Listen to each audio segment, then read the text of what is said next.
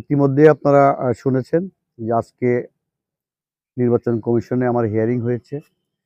সেখানে আমি আমার প্রার্থিতা বৈধ হয়েছে এবং আমি ওখানে যেটা উপলব্ধি করতে পেরেছি, নির্বাচন কমিশন ইসি শতভাগ নিরপেক্ষ এবং ইসি মনে করে যে সকলের অংশগ্রহণে একটা উৎসবমুখর নির্বাচন বর্তমান ইসি দেশবাসীকে উপহার দিবেন, এতে কোনো সন্দেহ নাই।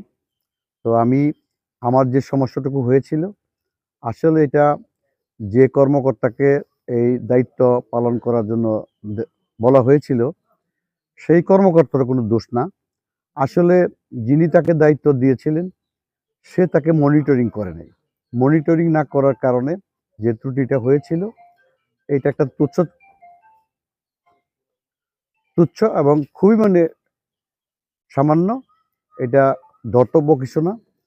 তো কমিশনে আমি যাওয়ার পরে কমিশনকে আমি বলেছি, কমিশন আমার কথা শুনে কমিশন ন্যায় বিচার করেছে এবং আমার কথাটা যথাযথ ছিল। কমিশন সেটা আমলে নিয়ে আমার প্রার্থিতা বৈধ করেছে।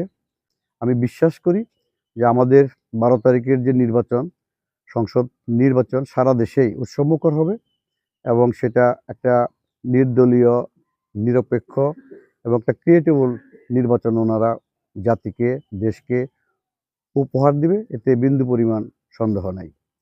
আর আমি গাজীপুর 3 আসনের সর্বস্তরের ভোটার ভাই বোনদের কাছে আমার নিবেদন, গাজীপুর আমাদের সংসদীয় আসন 196 এবং গাজীপুর 3, এই গাজীপুর 3-এর সকল সম্মানিত ভোটার ভাই বোনদের কাছে আমার এই মেসেজটা ইনশাল্লাহ পৌঁছে দিবেন। আমি ইনশাল্লাহ আজকে থেকে প্রার্থিতা বৈধ হওয়ার পর থেকে আমি আজকে থেকেই নির্বাচনের কার্যক্রম আমি শুরু করব। আমি একজন শিক্ষিত মানুষ, শিক্ষকতা করেছি, দীর্ঘদিন আমি স্থানীয় সরকারের দায়িত্ব পালন করেছি। আমি 15 বছর মির্জাপুর ইউনিয়ন পরিষদের চেয়ারম্যান ছিলাম। আমি 3 বার গাজীপুর সদর উপজেলার চেয়ারম্যান হয়েছি।